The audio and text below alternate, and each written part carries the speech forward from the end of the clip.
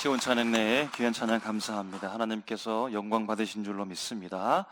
주님으로 인하여서 날마다 기뻐하는 우리 모두가 되시기를 주의 이름으로 축복합니다. 여러분, 한국 사람들 공부 참으로 많이 합니다.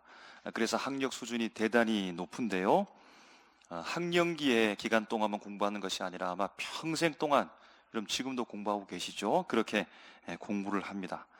여러분, 그런데 공부한 만큼, 노력한 만큼 효과가 나면 좋은데, 여러분 그렇지 않은 경우도 있는 것 같습니다. 아마 요즘은 달라진 것으로 보이는데요, 여러분 그 중에 하나가 영어 공부 아닐까 생각합니다. 물론 다 일반화시킬 수는 없지만 저의 경우는 그러한 것 같습니다. 여러분, 영어 공부 얼마나 오랫동안 했습니까? 요즘에 보면 초등학교 전, 유치원 전부터, 유아기부터 영어 공부를 하면서 그렇게 여러분 지내죠. 뭐 적어도 중학교부터 시작했다고 쳐도 중학교 3년, 고등학교 3년, 대학교 2년, 4년, 별도 학원 공부, 혼자 열심히 공부, 여러분 그렇게 공부 시간을 따지고 양으로 따지자면 대단히 많습니다. 여러분, 그런데 외국인이 앞에 나타나면 어떡합니까? 머리가 까매집니까? 하얘집니까? 제가 캄보디아에 교역자 수련회를 간 적이 있는데요, 거기에 수상 가옥이 있다라고 해서 교역자가 방문한 적이 있습니다. 한 채, 두 채 그렇게 집 짓고 사는 것이 아니고 마을 단위가 되어지고 심지어는 그곳에 학교까지 있습니다. 그래서 아이들이 어떻게 공부하나 궁금해서 방문했는데요, 환경이 참으로 열악합니다. 그 속에서 옹기종기 모여 앉아서 열심히 공부를 하는데요, 해맑은 모습으로, 밝은 모습으로 우리를 맞이하면서 그들이 질문하는 겁니다. 말 걸어옵니다. 영어로요. 영어 할 줄 아냐고, 당황해가지고 잘 모른다고, 하나님의 축복이 있기를 바란다고, God bless you 하면서 얼른 나왔습니다. 왜 그럴까 궁금했습니다. 아니, 우리는 이토록 오랫동안 공부했는데 이 아이들 이 열악한 환경 속에서 공부하고 있는데, 그리고 다 어린인데 어떻게 그렇게 영어를 뭐 잘하지는 못하겠지만 그렇게 할 수 있을까라고 하면서, 나는 왜 그럴까, 우리는 왜 그럴까, 머리가 잘못되었나, 혀가 짧아서 그런가, 이렇게 생각해 보는 겁니다. 여러분, 성경 말씀에 대한 수준은 어떠합니까? 하나님의 말씀 여러분 잘 알고 있습니까? 하나님의 말씀 우리가 듣고 배우면서 혹은 가르치기도 하고 있는데요, 여러분 그의 실력은 어떠합니까? 주로 우리는 예배를 통해서 말씀을 듣고 하나님의 말씀을 깨닫게 되어지는데, 여러분 그 기간과 분량, 횟수를 생각하면 사실 어마어마합니다.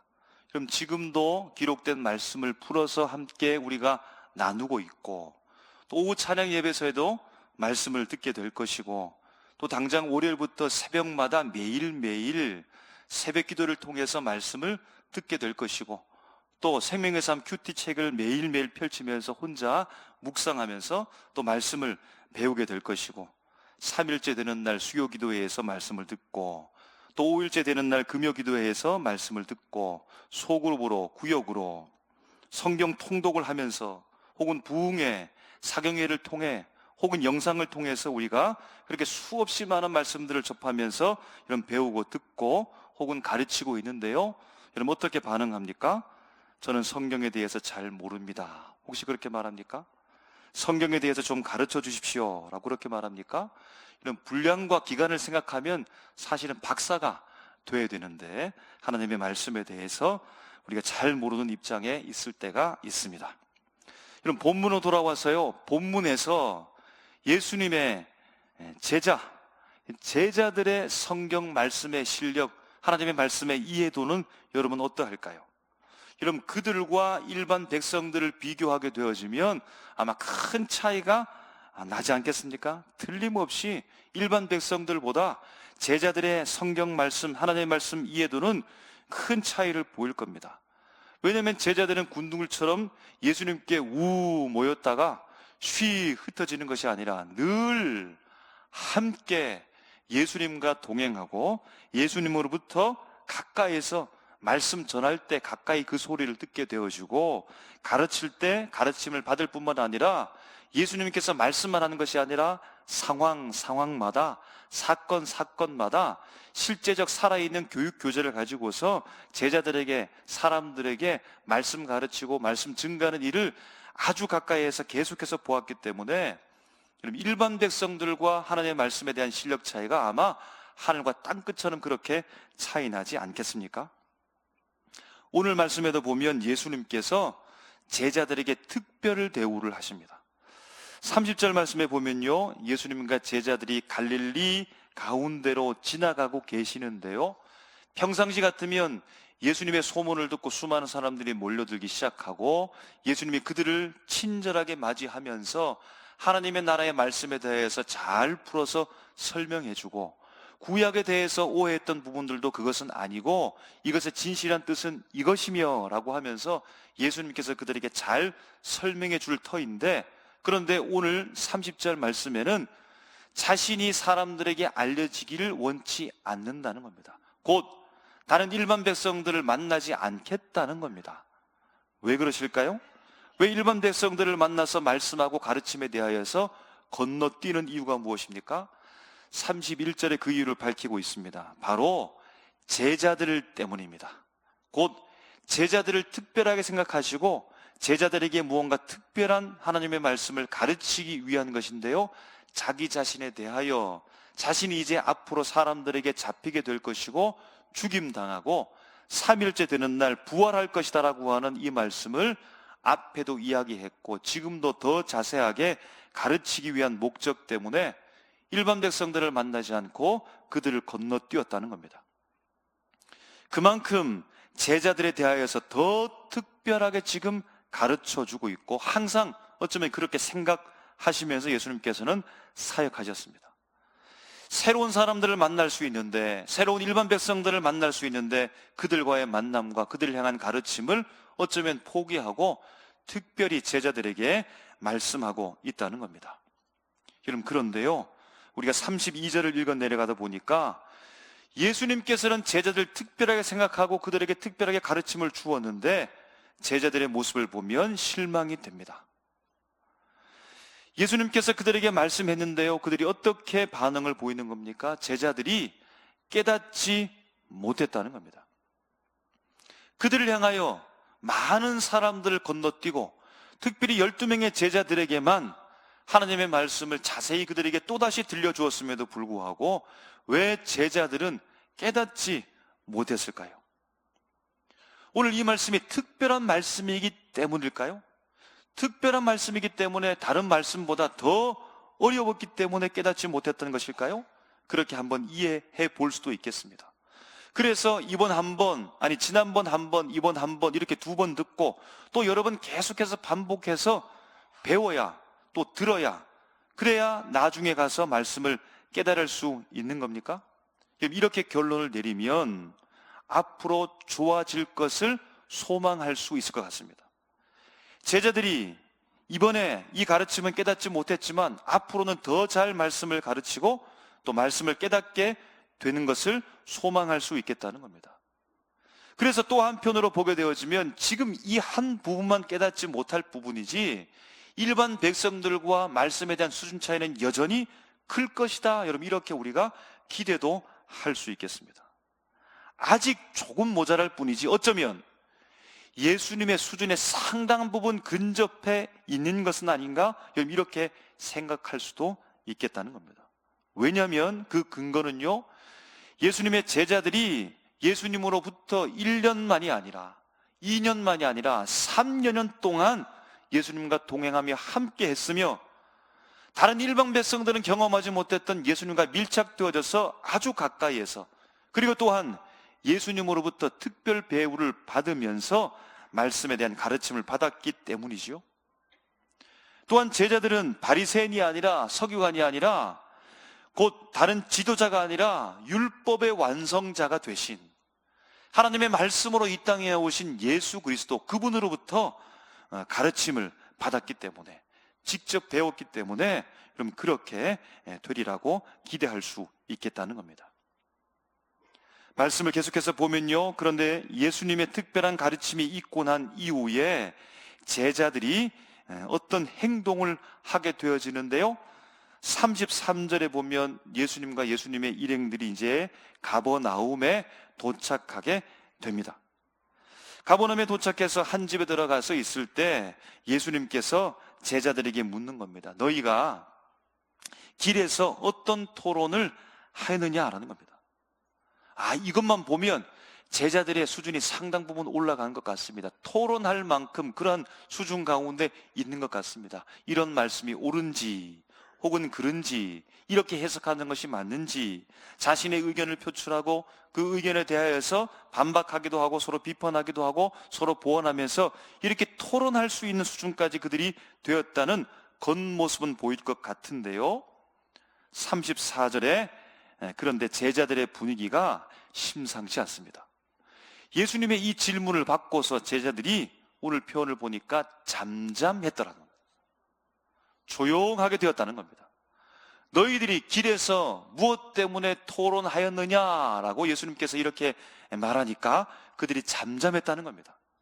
여러분, 이 반응은 예수님께서 무언가 또 다른 가르침이 있을 것이다라고 하는 집중력을 발휘해서 조용한 것이 아니라 지금 야단맞고 있기 때문입니다. 예수님으로부터 책망받고 있기 때문입니다. 그 이유는 제자들의 토론 주제가 이것입니다. 누가 크냐? 우리 중에 누가 크냐? 우리 중에 누가 크게 될 것이냐? 라고 하는 이 토론 주제를 통하여 예수님으로부터 책망받았기 때문에, 야단맞았기 때문에 그 분위기 속에서 그들이 입을 꾹 다물고 잠잠하게 되었다는 겁니다. 여러분, 한번 생각해 보시기 바랍니다. 제자들이 지금 토론하고 있었던 그 주제, 누가 크냐라고 하는 여러분, 이 주제는 지금까지 예수님께서 그들에게 가르쳤던 그 가르침과 어떤 관계가 있을까요? 그들이 토론했던 누가 크냐라고 했던 이 주제는 지금까지 그들에게 가르쳤던 예수님의 그 가르침과 수준에 있어서 얼마만큼 그 차이가 날까요? 아주 조금일까요? 예수님의 수준에 아주 근접해 있을까요? 사실은 아니지요. 아닐 뿐만 아니라 전혀 아닙니다. 예수님의 가르침이 오른쪽에 있다면 제자들의 토론 주제는 왼쪽에 있는 것과 같습니다. 예수님의 가르침이 저 하늘을 향하고 있다면 제자들의 토론 주제는 땅을 향하고 있다고 볼 수 있겠습니다. 예수님은 낮아져라, 섬기라고 말하고 있는데 제자들은요, 그 토론 주제가 높아지려고 합니다. 섬김을 받으려고 하고 있다는 겁니다. 반대인데 완전히 반대입니다. 비슷하지도 않을 만큼 완전히 반대 방향의 예수님의 가르침과 제자들의 토론이 있다라는 겁니다. 여러분, 왜 예수님의 가르침에 이 의도와 전혀 맞지 않게 그들이 지금 토로하면서 쟁론하고 있는 것일까요? 그들은 심지어 1년이 아니라 2년이 아니라 3년 동안 배웠는데요, 그들은 겨우 들릴 만큼 예수님의 소리에 귀를 기울여야 할 만큼 말씀을 배우는 것이 아니라 아주 가까이 밀착되어져서 그것도 특별하게 대우를 받으면서 특별 교육을 받았는데요, 왜 이렇게 된 겁니까? 아니, 다른 사람도 아니라 예수님으로부터 직접 배웠는데요, 말뿐만이 아니라 상황마다 살아있는 교육 교재를 가지고서 제자들에게 가르쳐 주었는데, 아니 왜 이렇게 비슷하지도 않고 완전히 동떨어진 반대 현상이 여러분 일어나고 있는 이유는 무엇입니까?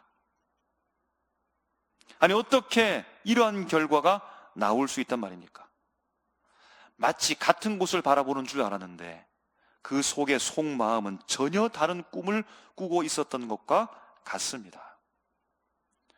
여러분, 그러니까 제자들이 예수님의 특별한 가르침을 받으면서도 예수님의 그 말씀을 사실은 전혀 이해하지 못했다는 결론에 도달할 수밖에 없습니다.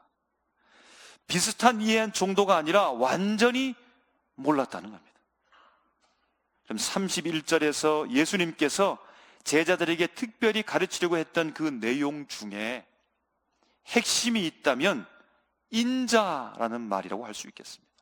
인자, 곧 예수님 자신에 대하여, 곧 메시아에 대한 이해가 제자들과 예수님의 가르침이 완전히 달랐다는 겁니다. 제자들은요, 예수님의 가르침과 달리 그들이 어떤 논쟁을 하는 겁니까? 누가 크냐라고 논쟁하면서 메시아에 대한 이해를, 인자에 대한 이해를, 예수에 대한 이해를 어떻게 가지고 있는 것입니까?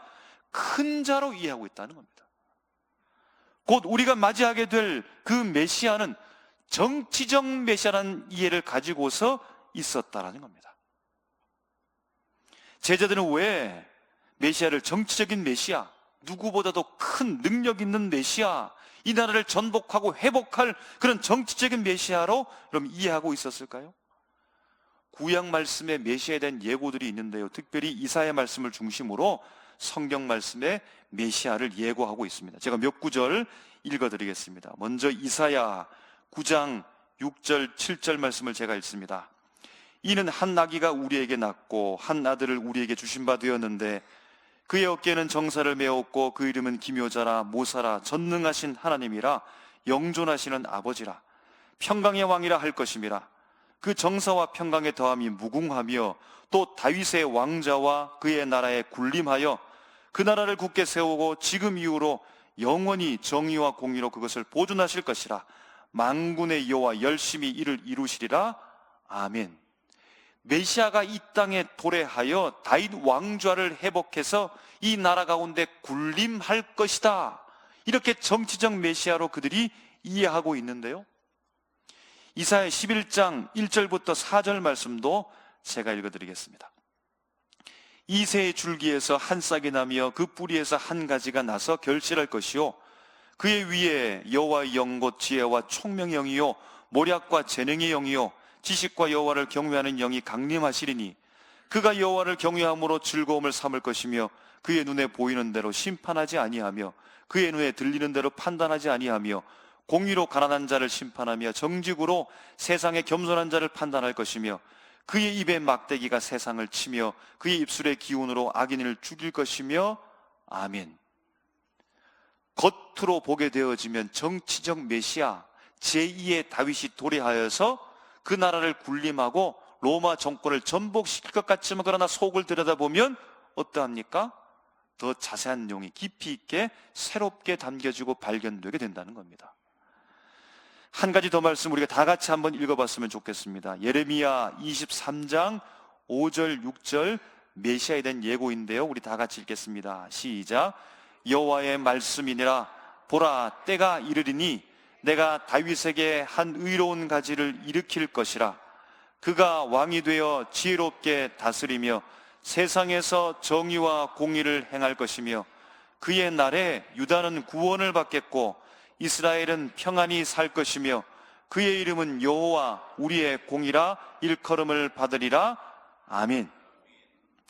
이런 위의 모든 말씀은 정치적 메시아로 보이는 것 같으나, 그러나 조금 더 읽어보고 그 속 의미를 살펴보게 되어지면 정치적 메시아, 군사를 이끌고 백마를 타고 이 땅을 정복하고 로마 정권을 무너뜨릴 무력과 힘으로써 오시는 메시아가 아니라 그의 나라의 근본적인 나라의 의미는 하나님의 나라라는 사실을 우리가 알게 된다는 겁니다.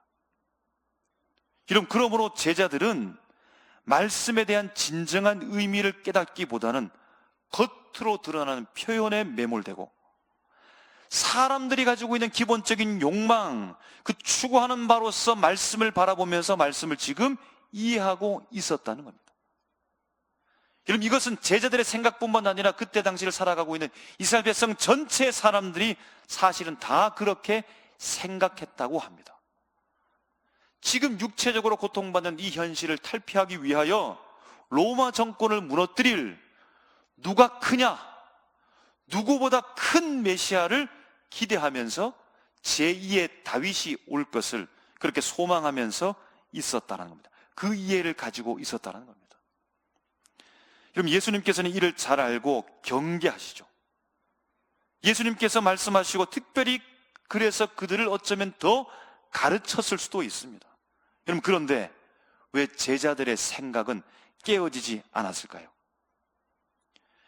예수님께서는 자신이 정치적 메시아가 아님을 내가 고난받을 것이다, 내가 사람들 손에 붙잡히게 될 것이다, 그러나 그 죽음이 끝이 아니라 내가 3일 만에 부활할 것이다 라고 하는 정치적 메시아가 아니라고 그들에게 말씀했음에도 불구하고 왜 제자들은 끝까지 정치적 메시아에 매달리고 있는 것이고 예수님의 그 가르침에 대하여 잘 이해하지 못했던 것일까요? 예수님의 가르침과 특별한 가르침이 있었음에도 불구하고 8장에서도 한 번 말씀하셨고 9장 이제 두 번째 말씀하시며 또 10장에서도 예수님께서 동일한 말씀을 말씀하실 겁니다. 메시아에 대한 올바른 이해를 갖지 못하고 지금 제자들이 여전히 자기들이 원하는 인간 본성, 내 속성, 내 욕심, 거기에서 빗대어 계속해서 메시아를 지금 바라보고 있다라는 사실입니다. 여러분, 그러면 이 생각을 도무지 바꿀 수 없을까요? 이 생각을 도무지 깨워버릴 수 없을까요? 예수님께서는 제자들을 바꾸기 위해서 지금까지 말씀하셨죠. 지금까지 그 마음을 두드리셨습니다. 그 생각의 몸을 끊임없이 두드리고 있는데, 그럼에도 불구하고 변화되지 않는 이 모습을 통하여 어떻게 해야 변화될 수 있는 힌트를 우리가 받게 되어지는데요, 32절을 보면 제자들이 하지 않았던 혹은 못했던 부분이 세 가지로 나타납니다. 첫 번째는요, 깨닫지 못했으며, 두 번째는 묻지 않았으며, 세 번째는 두려워하고 있었다는 겁니다. 깨닫는다라는 말은 헬라어로 수니이미라고 해서 함께 이해하다는 겁니다. 그럼 이 말은 어떤 것을 깊이 이해하거나 인식하는 상태의 단어라는 겁니다. 그러니까 제자들이 예수님께서 말씀했던 그 말씀이 오늘 자신들에게 있어서 그 가르침의 깊은 의미를 추구하지 않았다는 거예요. 이사야의 말씀 겉모습만 바라보듯 겉만 표면적으로 드러나는 것만 그렇게 수박을 겉핥는 것처럼 할 뿐이었다는 겁니다. 두 번째, 묻다라는 말은 에로타오라는 말인데요, 이 말처럼 질문하는 겁니다. 그럼 질문하는 이유는 무엇입니까? 불분명하기 때문에 질문하는 거죠. 이해할 것 같지만 그러나 완전하게 이해하지 못하기 때문에 한 번 더 질문하는 겁니다. 그런데 제자들은 질문하지 않았다는 것은 어렴풋이 듣고 어렴풋이 알았으며 온전한 이해를 추구하지 않았다는 겁니다. 그럼 세 번째, 그들이 예수님의 가르친 말씀을 듣고서 두려워했다라고 하는데요, 두려워하다, 포베오, 그럼 이것은 두려움을 느끼다라는 겁니다. 속까지 불안과 혼란이 있었다라는 겁니다. 예수님의 가르침을 듣고 제자들이 불안했다는 겁니다. 혼란이 왔다라는 겁니다. 그런데 이 불안과 혼란을 해소하지 않고 여전히 두려워하고 있었다는 거예요. 그럼 그 말은 불안과 혼란을 해소하지 않고 그냥 무관심하게 아닌 척, 두려우면서 혼란이 있으면서 아무렇지도 않은 척 그 두려움과 혼란의 원인에 대해서 방치해두고 외면했으며 적극적으로는 거부했다라는 겁니다. 그래서 예수 그리스도의 하나님의 말씀에 대한 더 깊은 이해와 온전한 이해를 추구하고 그 불안과 혼란을 해소하기 위하여 지금 그들이 무엇을 하지 않았다는 겁니까? 본문 단락이 끝난 이후에 예수님과 제자들이 가버나움에 도착하고 한 집에서 있을 때 살아있는 교제 교본을 예수님께서 들어서 그들에게 설명해 주는데요, 37절에 이렇게 말씀합니다. 우리 37절을 다 같이 읽겠습니다. 시작. 누구든지 내 이름으로 이런 어린아이 하나를 영접하면 곧 나를 영접함이요, 누구든지 나를 영접하면 나를 영접함이 아니요 나를 보내신 이를 영접함이니라. 아멘. 그들이 영접하지 않았다는 겁니다. 온전한 이해와 더 깊은 이해와 자기 속에 예수님의 가르침을 통해서 혼란과 불안이 엄습해 왔을 때 이 말씀에 대하여 온전히 영접하지 않았다는 겁니다. 이런 반대로 보면 주님의 말씀에 대하여 온전히 깊게 이해하고 그 의미를 깊이 깨달으며 온전하게 이해하고 자신에게 밀려든 이 실존적 위기 속의 불안과 공포, 이 두려움을 극복하기 위해서, 곧 온전하게 잘 이해하기 위해서는 어떻게 된다는 겁니까? 말씀을 영접해야 된다는 겁니다. 말씀을 영접한다는 겁니다. 이런 고대 유대 사회에서 어린이는 지금 우리가 몇십 년 전을 생각해도 동일할 것입니다. 아주 낮은 사회적 지위를 가졌지요. 그들은 어른 성인에 비해서 권리, 존중을 받지 못했습니다. 무시당합니다. 간과됩니다. 건너뜁니다. 숫자에도 포함되지 않습니다.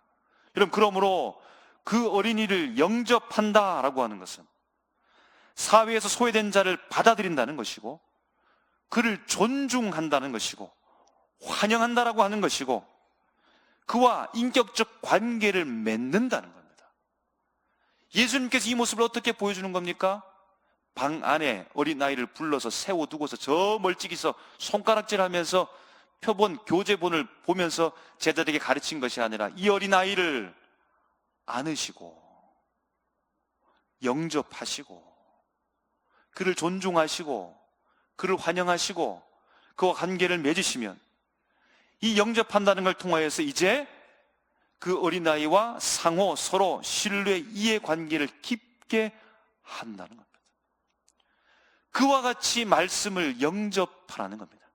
말씀을 온전히 환영하고 받아들이고 인격적 관계를 맺으면서, 그래서 이제 서로 내가 말씀을 깊이 이해하게 되어지고 말씀이 나를 이해하게 되어지는 그 관계까지 나가는 것이 바로 말씀을 영접한다라는 뜻이라는 겁니다. 여러분, 조개가 진주를 만들 때 그 속에 무엇을 품어서 그 놀라운 진주를 만듭니까? 황금을 품어서 진주를 만들어냅니까? 아니죠. 찬란한 보석을 품어가지고 진주를 만들어냅니까? 아닙니다. 날카롭고 딱딱하고 거친 모래가 그 속에 들어오면서부터 진주는 시작되는 겁니다. 퇴하고 그냥 뱉어버리면 되는데 왜 조개는 거칠고 딱딱하고 자신을 아프게 하는 그 모래를 품는 것입니까? 거친 모래를 받아들이고 그로부터 물질을 분비해내면서 모래를 감싸기 시작한다는 겁니다. 모래를 감싸고 반복해서 그렇게 되어지면 진주층이 형성되어지고, 계속해서 진주층이 형성되어지면 그것이 마침내 나중에 진주가 된다는 겁니다. 그 기간이 무려 수년, 수십 년. 그래서 계속해서 진주층을 형성하고 형성하면 시간이 지나면 지날수록 진주가 크게 된다는 겁니다. 여러분, 그런데요, 입을 담은 조개가 아무것도 속에 품지 않으면, 모래를 품지 않고 아무리 오랜 세월 동안 흘렀다 할지라도 그 시간이 진주를 결코 만들지 못한다는 겁니다. 이런 주님의 말씀이 때로는 모래처럼 내 속에 들어올 때가 있습니다. 물론 그럴 때도 있죠. 송이꿀보다 단 말씀을 만날 때도 있지만, 나와는 맞지 않는 말씀이 내 속에 들어와서 자꾸만 나를 아프게 할 때가 있습니다. 그 말씀이 거칠고 나를 찌르고 생각해보면 나와 맞지 않고 아무 소용없는 것처럼 그렇게 보입니다. 아니, 이 말씀이 내 생각과는 완전히 다릅니다. 여러분, 그런데 여러분, 거기에서 깨닫고 깊이 이해하는 이 추구를 결코 포기해서는 안 됩니다. 결코 거기에서 멈추어서는 안 됩니다. 여러분, 질문해야 됩니다. 주님께 물어야 됩니다. 주님, 왜 이 딱딱하고 거친 모래와 같은 말씀이 제 속에 들어와서 저를 힘들게 합니까? 아프게 합니까? 이 말씀의 의미는 무엇입니까? 제가 어떻게 살아야 됩니까? 이 말씀을 품고 어떻게 살아가라고 이 말씀을 주신 겁니까? 여러분, 주님께 묻고 또 물어야 됩니다. 여러분, 그것이 마치 조개가 모래를 감싸고 진주충을 계속해서 그렇게 만드는 것처럼, 주의 말씀, 모래와 같은 그 말씀이라 할지라도 또 묻고, 주님 왜 그렇습니까? 제가 어떻게 살아야겠습니까? 이 말씀을 붙들고 어떻게 살아야겠습니까? 여러분, 그렇게 또 묻고 물을 때 진주층이 형성되는 겁니다. 여러분, 그 말씀이 내 삶을 흔들 수 있습니다. 두려움과 혼란이 올 수 있습니다. 여러분, 그러나 거기서 결코 멈춰서는 안 됩니다. 여러분, 그것이 바로 나를 깨우고 있으며 나를 깨고 있고 내 삶을 지금 바꾸고 있는 과정일 수 있습니다. 그러면 대단히 중요한 과정이죠. 내가 지금까지 생각해왔던 고정적인 생각들, 결코 버리지 않을 것 같은 내 다짐들, 하나님의 말씀이 내 속에 들어와서 나를 흔들고 내 실존을 흔들어 깨우고 있으며 나에게 도전해오고 있다는 겁니다. 여러분, 고요한 연못은 그냥 지켜만 보면 고요하게 할 뿐입니다. 그런데 물결 파동이 왜 치는 겁니까? 그 속에 돌이 풍덩하고 던져졌기 때문입니다. 한 자리에 가만히 있어 보이는 그 조개 속에 치열한 싸움이 있는 겁니다. 모래를 만나고 치열한 싸움을 합니다. 모래를 품었기 때문입니다. 이런 말씀을 통한 두려움, 내 삶을 바꾸어는 과정이라는 사실을 깨닫기를 주님의 이름으로 축복합니다. 내 실존을 흔들고 있는 겁니다. 주님께서 하나님의 사람으로 만들어가기 위해 그 과정을 지금 밟아가고 있는 정말로 귀중한 그 시간임을 여러분 아셔야 된다는 겁니다. 보잘것없는 것 같은 그 말씀, 보잘것없는 것 같은 그 어린이를 영접하듯 그 말씀을 받아들이게 되어지면 예수님을 알게 되고 예수님의 삶을 배우게 되며 예수님의 삶을 살게 될 줄로 믿습니다. 예수 그리스도를 왜 이 땅에 보냈는지 하나님의 뜻을 알게 되는 삶이 된다는 사실을 믿으시길 바랍니다. 누구든지 하나님의 말씀을 영접하면 아름다운 진조와 같은 예수를 알게 될 줄로 믿습니다. 누구든지 하나님의 말씀을 영접하여 아름다운 진조와 같은 그 예수를 확인하고 그 진조와 같은 예수를 세상 앞에 자랑할 수 있는 우리 모두가 되시기를 주님의 이름으로 축복합니다.